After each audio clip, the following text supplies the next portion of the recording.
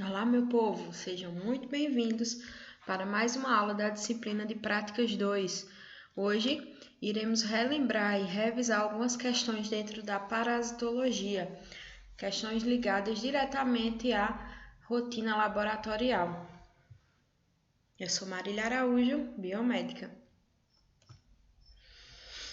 A parasitologia ela é uma área de atuação, uma área de pesquisa, de estudos dentro das análises clínicas que vai estudar, analisar o comportamento, os hábitos de vida, o habitat e a interação entre parasitas e hospedeiro, para que assim a gente consiga entender os mecanismos que eles usam para infectar e para permanecer no nosso organismo. Alguns vivem em harmonia, outros vivem de forma a causar danos, o que seria aí a grande maioria, né? Parasitas, eles vivem de parasitar, então eles vão causar danos ao ser humano. Alguns detectáveis de início, né? Assim que entram em contato com a gente, outros vai demorar um pouco mais para ter esse diagnóstico, até que completem um ciclo, né? E até que seja expelida aí nas amostras coletadas a presença deles, tanto por parasitas adultos, como por cistos, ovos, larvas, trofozoítos, enfim, qualquer forma de vida. Lembrando que quando se fala em parasitologia, a gente foca logo em parasitas de amostras de fezes. Porém, temos parasitas aí em uma infinidade de amostras. Temos parasitas em sangue, temos parasitas em secreções, temos parasitas que podem ser encontrados na urina, temos parasitas, os convencionais, intestinais, né? Serão encontrados aí nas fezes e assim por diante. Então, não foquem só em parasitologia, amostras de fezes, porque temos aí algumas amostras que vão nos dar presença de parasitas caso haja uma infecção. Por exemplo, aí ao fundo dessa imagem temos Giardia. Giardia é um parasita intestinal. Temos também um parasita chamado Trichomonas. A Trichomonas, ela é um parasita que é do sistema genito-urinário, então ele pode estar presente na bexiga, como ele pode também estar parasitando o sistema genital, geralmente o feminino, certo? E a gente vê a presença deles na hora que analisa, faz o exame direto de secreções ou da própria urina desse paciente. Temos aí também, por exemplo, a doença de Chagas, né? Onde encontramos o Trypanosoma cruzi na corrente sanguínea, então um parasita sanguíneo. Das amostras de fezes, podemos avaliar algumas questões nessas fezes.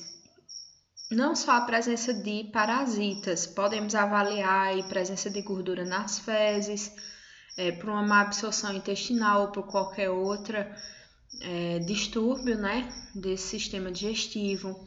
Através de exame de fezes também, da análise das fezes, podemos ver a presença ou não de sangue nessas fezes, a presença de muco nessas fezes. E tudo isso vai indicar para a gente algumas características, né, a ser analisadas, a ser mais investigadas em cada paciente. Assim como eu digo sempre, cada paciente ele é único e cada caso é um caso à parte. Então, às vezes a gente vai ter pacientes com histórico clínico, com sintomas parecidos uns com os outros. Porém, cada organismo é único e cada paciente vai reagir de uma forma tanto ao tratamento como ao diagnóstico. Então, as fezes nos dão, né, resultado da digestão dos alimentos após a absorção, porque as fezes é uma excreta, né, do bolo alimentar. Vamos fazer a ingestão dos alimentos e, por fim, quando os alimentos são reabsorvidos e todo é feito ali, a função do trato gastrointestinal, sobra para a gente como excretas as fezes. é o resultado da digestão, né, desses alimentos após terem sido absorvidos aí os nutrientes. Traz informação para a gente de primeira mão aí sobre a digestão desse paciente, ou sobre os comportamentos alimentares desse paciente. Por exemplo, frequentemente encontramos em amostras de fezes pedaços de alimentos inteiros. Isso quer dizer que esse paciente não faz uma mastigação correta, ele não mastiga bem os alimentos, podendo ter assim distúrbios de absorção, podendo ter assim uma má absorção intestinal, porque os alimentos chegam em pedaços muito grandes para serem digeridos. Então, daí já nos dá uma característica, né? Sobre o comportamento e sobre hábitos alimentares desse paciente. Temos também fezes ressecadas demais, pode ser desidratação, falta de água, né?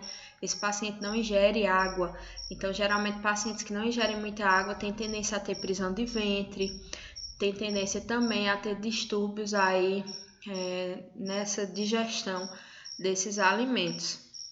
Porque para que o bolo fecal seja formado e que ele seja expulso, a gente necessita que ele esteja hidratado. Também tem a questão da alimentação rica em fibras, que facilita aí a digestão.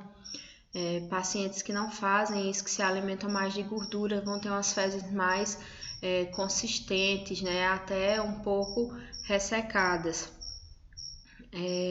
Nos oferece também algumas questões sobre a saúde desse paciente, porque temos excretas aí também que dão a coloração nessa fezes, perdão, na coloração dessas fezes. Ainda estou pensando na última aula, me perdoe. Então temos aí pigmentos, né, que fazem um diferencial na coloração dessas fezes. Então, uma amostra de fezes vai nos dar uma avaliação sobre as funções digestivas desse paciente, dá para a gente fazer dosagem de gordura fecal, dá para a gente ver sangue oculto nessas fezes, dá para fazer pesquisa de parasitas, ovos, larvas, trofozoítos, e dá para ver presença aí de bactérias, de infecção, né, intestinal nesse paciente. Nos dá também aí a opção de fazer uma infinidade, né, de testagens nessas fezes para a gente avaliar a saúde desse paciente. Inclusive, tem algumas amostras sorológicas que são realizadas através de fezes, né, como o rotavírus, por exemplo. A gente tem um teste rápido para rotavírus, onde a gente usa amostra de fezes, né?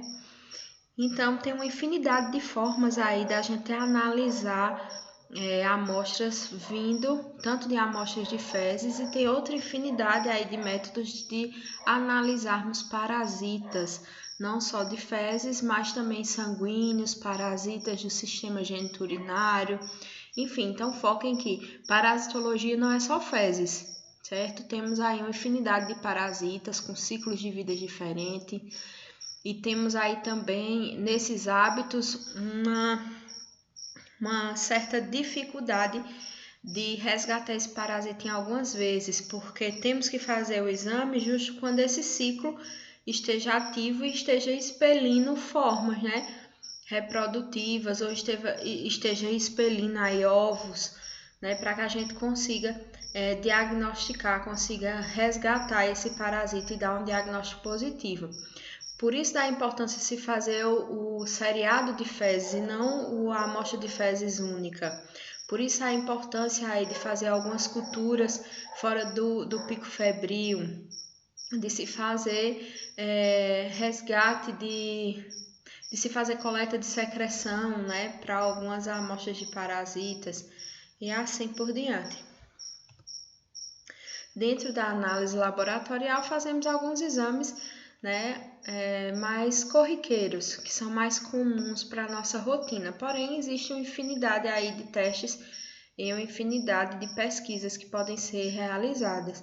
O mais comum, né, o que a gente mais realiza é o exame parasitológico de fezes, de baixo custo e de uma credibilidade muito boa, porque a gente consegue aí, se for bem feito, um diagnóstico preciso, através do exame direto dessas fezes pós-centrifugação ou pós-decantação espontânea.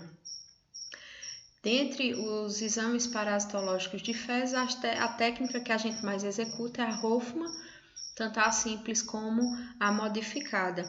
Porém, existem formas, parasitárias em que são, por exemplo, quando a gente está lidando com cistos, ovos muito leves, ou cistos, e a gente não consegue que eles desçam para o fundo do cálice ou para o fundo do tubo, porque eles são leves e eles ficam no sobrenadante. Então, para isso, temos algumas outras técnicas, como é o caso da Faust, que a gente faz alterar a densidade dessa amostra, para que a gente consiga essa flutuação e consiga pegar esse parasita na lamínula, Temos ainda aí algumas técnicas para resgatar larvas, para identificar a presença de larvas através de termotropismo, termohidrotropismo, onde termo seria a afinidade delas por água quente, então elas vão migrar das fezes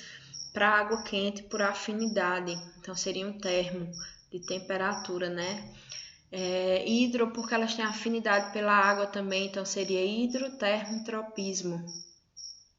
E temos aí uma infinidade de técnicas que vocês viram aí em parasitologia e que a gente não vai se adentrar muito, Vamos realizar novamente as técnicas, porém não irei aqui me estender muito em como se realiza cada técnica, porque vocês já tiveram na disciplina anterior. Estamos aqui mais fazendo aí uma revisão. Temos também aí outra análise, que é a pesquisa de sangue oculto nas fezes. Isso pode ser por bactérias, que estejam colonizando o trato gastrointestinal e que possam aí ser bactérias invasivas. Então, elas podem estar aí eliminando, nessa invasão, sangue nessas fezes. Pode ser também uma contaminação, no caso paciente menstruado, contaminar essas fezes também. Pode ser, além de tudo, uma fissura anal que esse paciente tenha e que esteja eliminando aí uma pouca quantidade de sangue que não seja intestinal. Então, tudo isso tem que ser avaliado também quando se pesquisa o sangue oculto nas fezes. Para isso também se tem um preparo. Alguns kits de teste rápido, eles dizem que não é necessário preparo, porém, eu prefiro ser cautelosa, e fazer o preparo para todo tipo de teste de sangue oculto nas fezes. Pesquisa de gordura nas fezes. Temos aí alguns métodos de avaliação, como o Sudan, como avaliação semi-quantitativa. Temos aí também a cultura e o antibiograma, que segue junto da cultura, para análise aí de infecção. E temos aí também pesquisa de parasitas sanguíneos, que ficou faltando aí, Temos a gota espessa e temos a camada lâmina em gota espessa, lâmina em camada delgada, que é quando a gente faz ou um estirácio igual o hematológico, que a gente faz para hemograma, ou a gente faz a gota espessa, que a gente fura a polpa digital do dedo desse paciente e a gente faz uma lâmina dele. A gente faz a desemoglobinização dessa lâmina, a gente faz as colorações geralmente com guinça. Tem aí todo o passo a passo que a gente vai fazer na aula prática. Também anotem isso aí que eu esqueci de colocar a pesquisa de parasitas sanguíneos nessas pesquisas aí que a gente realiza também. Temos também alguns métodos de coletas diferentes. Vamos pensar, se eu tenho aí parasitas com hábitos diferentes, então provavelmente eu tenho que desenvolver mais de uma forma de fazer essa coleta, Por exemplo, a gente tem parasitas intestinais que eles colocam os ovos no ânus, então eles migram para o ânus do hospedeiro e a fêmea deposita seus ovos, no ânus desse hospedeiro, para que eles venham ali a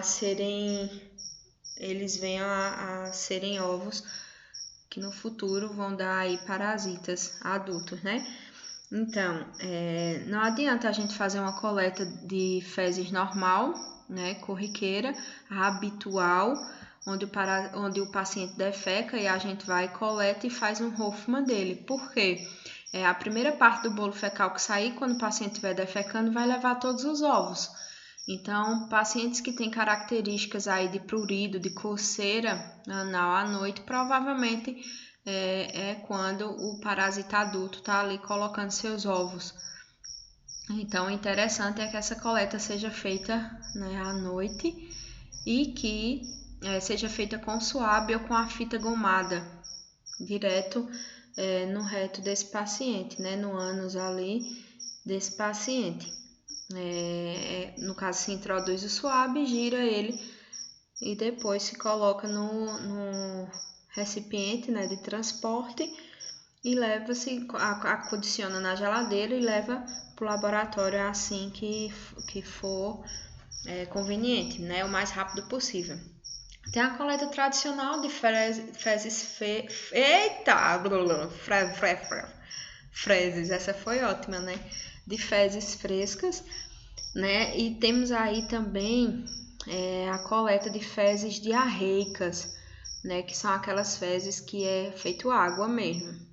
Fezes frescas, pastosas, é aquela tradicional que a gente encontra, né?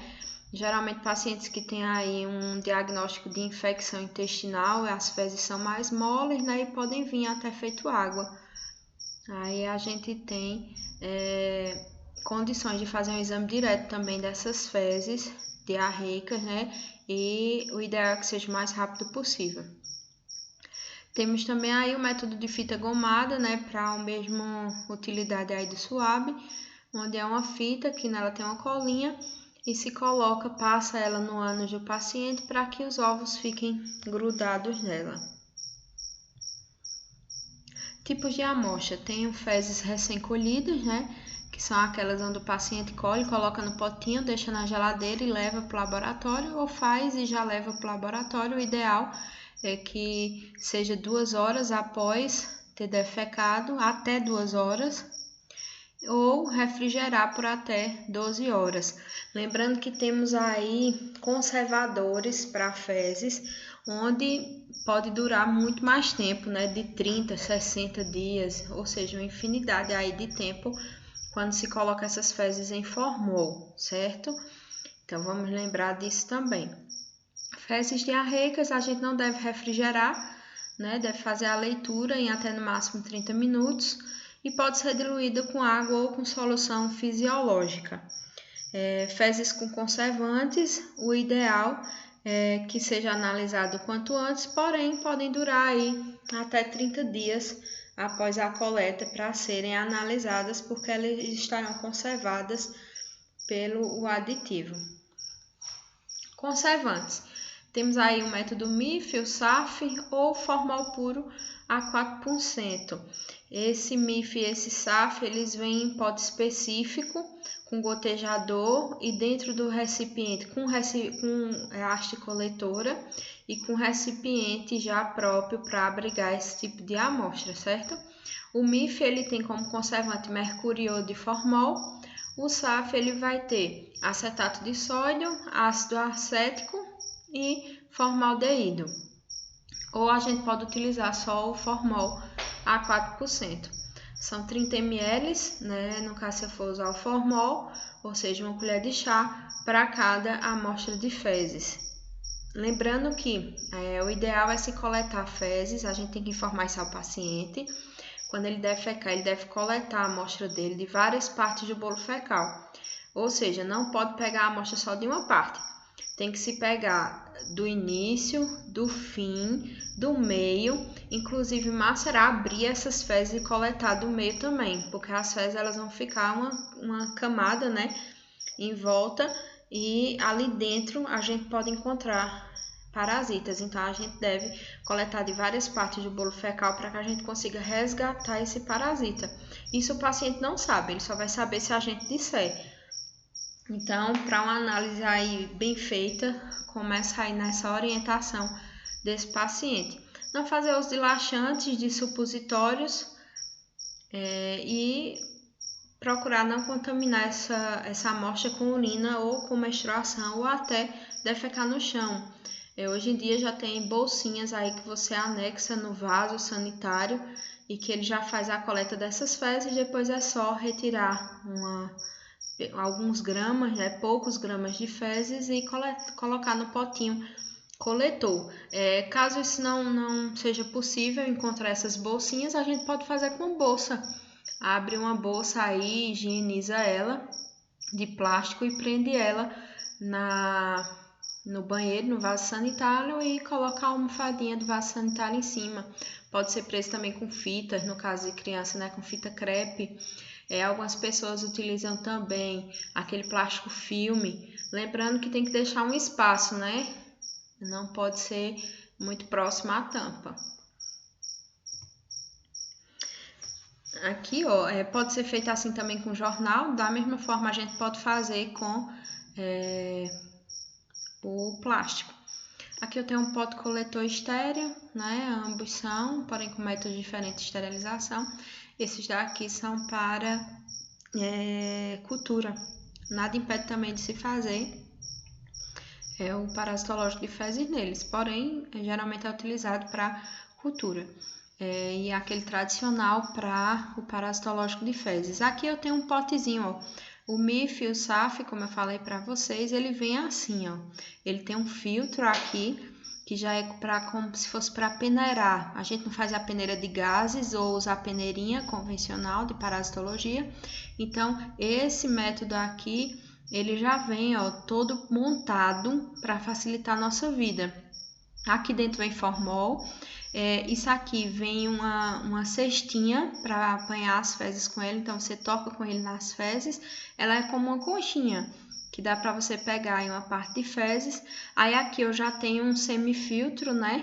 Aqui eu tenho outro filtro para eliminar a presença de artefatos na amostra, e aqui o bico gotejador, eu tirando essa tampinha, eu gotejo essas fezes já direto na lâmina e já vou para a microscopia. Então, quando as fezes são colocadas aqui dentro, se agita, né? Aqui dentro já vai ter o formol ou os conservantes aí, vai se agitar e depois, quando eu for analisar, eu não tenho mais praticamente aí contato com essas fezes, né?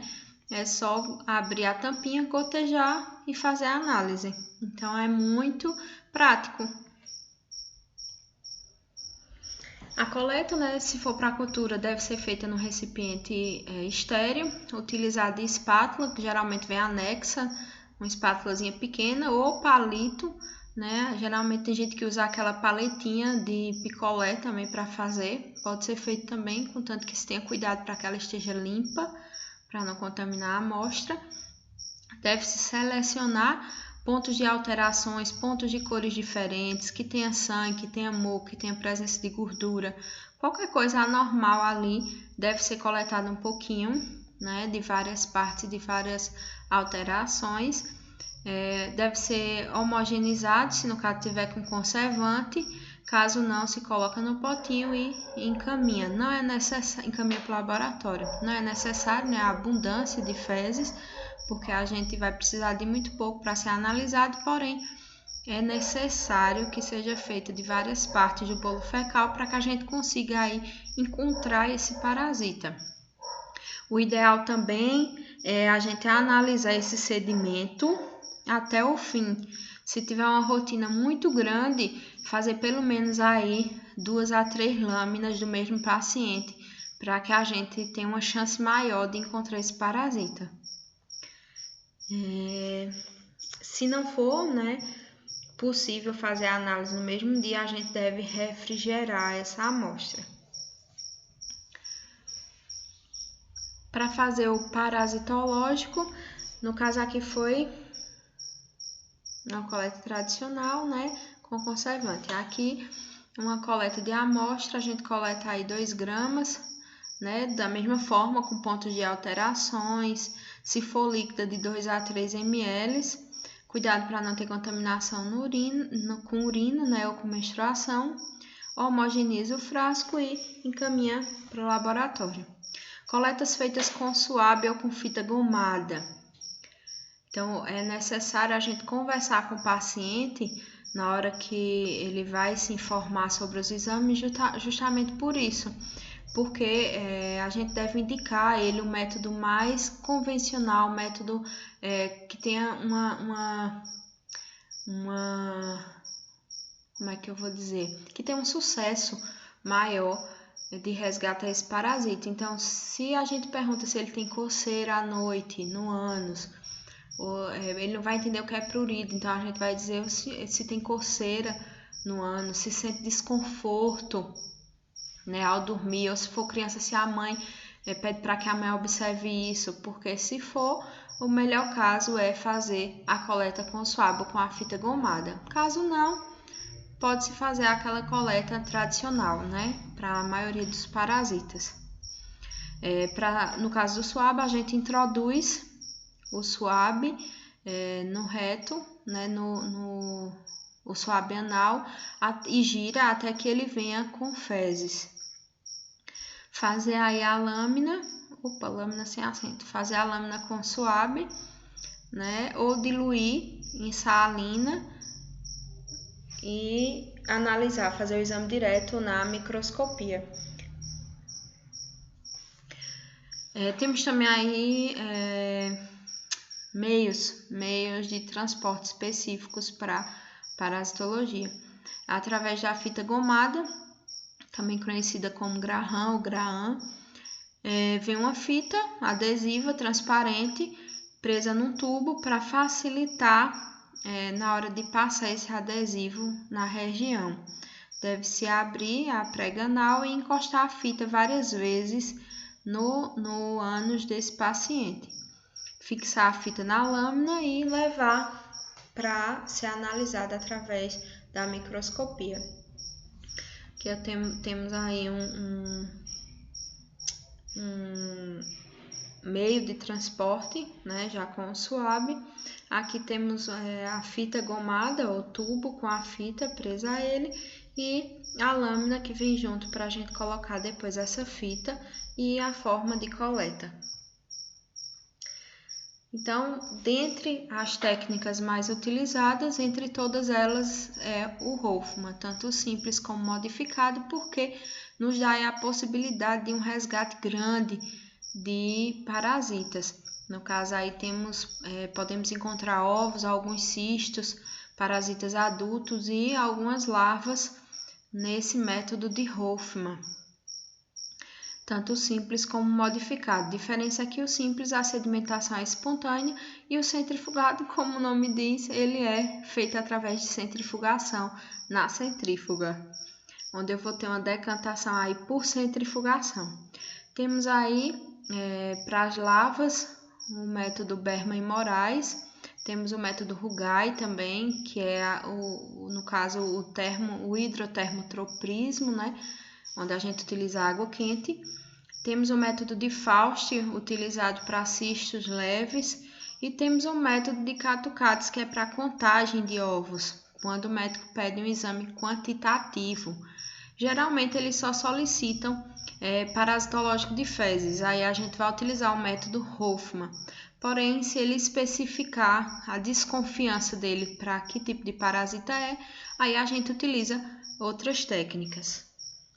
Antigamente era feito assim, um Hoffmann e um Faust, porque no Hoffmann eu consigo ver larvas também, né, se houver.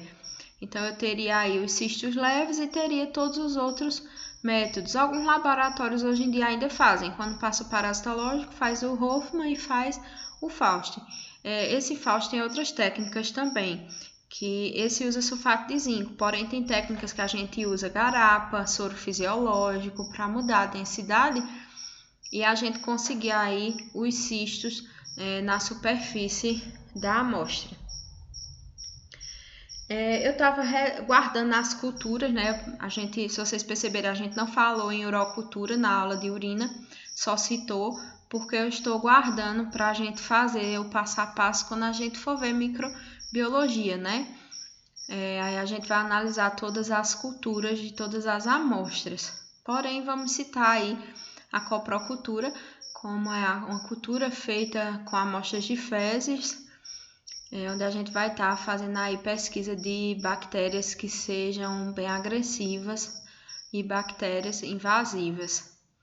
Porém, a gente tem que lembrar que para um indivíduo, né, que ele tem uma imunidade boa, só as bactérias mais invasivas é que vão causar um estrago maior. Porém, se esse paciente foi idoso, criança ou foi imunodeprimido, qualquer tipo de infecção aí vai trazer um dano grande a essa pessoa, né? Então, o agar de escolha para ser meio, dependendo do que se pesquise, a gente pode ir direto para o HSS, é assim que alguns lugares agem, vão direto para o HSS, que é para presença de Shigella e Salmonella. Tem também o agar verde brilhante, não muito usado, para a presença de Salmonella, né? E os métodos tradicionais aí, podemos usar o agar maconca e o agar sangue de carneiro. Temos aí como meio de transporte específico para fezes o Claribé. Também a gente pode utilizar aí o Stuart. Não é muito indicado, porém o Stuart serve para vários tipos aí de amostras. As características que devem ser analisadas, isso tanto para o parasitológico, né, como para a coprocultura. A gente deve anotar aí a cor dessas fezes, o odor, né, se é fétido ou se é característico, a consistência dessas fezes, se existe presença de sangue e muco visível a olho nu, se essas fezes são diarreicas ou se são fezes formadas. O foco de pesquisa para a coprocultura são bactérias mais agressivas, né, como a Salmonella, Shigella, Klebsiella e a Escherichia coli. Dentre elas, a Salmonella aí é invasiva. As características de fezes normal diária seria de 150 e 200 gramas de fezes, né, expulsas por dia. A consistência é ser pastosa a sólida, forma cilíndrica. Aí a gente consegue também algumas características sobre os hábitos desse paciente, por exemplo, fezes que saem em bolinhas, né, geralmente aí ressecamento, fezes que saem muito duras, ressecamento também. O odor deve ser o característico de fezes e a cor deve ser castanha. Qualquer alteração deve ser investigada.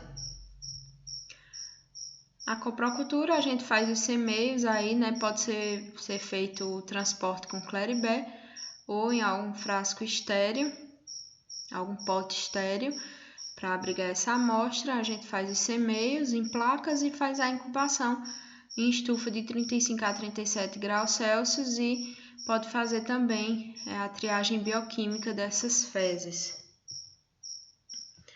Para a presença de sangue oculto nas fezes, temos aí alguns métodos, né? Eu posso fazer um método convencional ou eu posso fazer também através do teste rápido. As fezes devem ser fezes do dia. Para o teste rápido e pesquisa de anticorpos monoclonais, para detectar também a hemoglobina humana. O preparo é não ingerir bebidas alcoólicas até 3 dias antes. Ter cuidado aí com o uso de antibióticos. Também não pode tomar o laxante, corticoides, aspirinas e anti-inflamatórios ou estimulantes como a cafeína até 3 dias antes dessa coleta. Também aí, não se deve ingerir. A gente pode fazer também no método tradicional com reativo de Meyer e com água oxigenada. A gente não pode também, para fazer presença de sangue oculto nas fezes, fazer consumo de carnes vermelhas, de carne principalmente vermelha.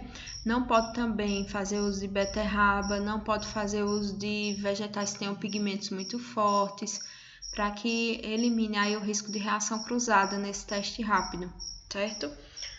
Bom estudo e muito obrigada! Não esqueçam de nos seguir lá nas redes sociais, sigam a ETR nas redes sociais, para que a gente possa a cada dia estar trazendo mais conteúdo. Ao passo que vocês seguem a ETR nas redes sociais, a gente consegue aí até fazer vídeos de dicas para vocês, ou a pedidos do que vocês mais estiverem curiosos para o momento, tá bom? Um beijo a todos!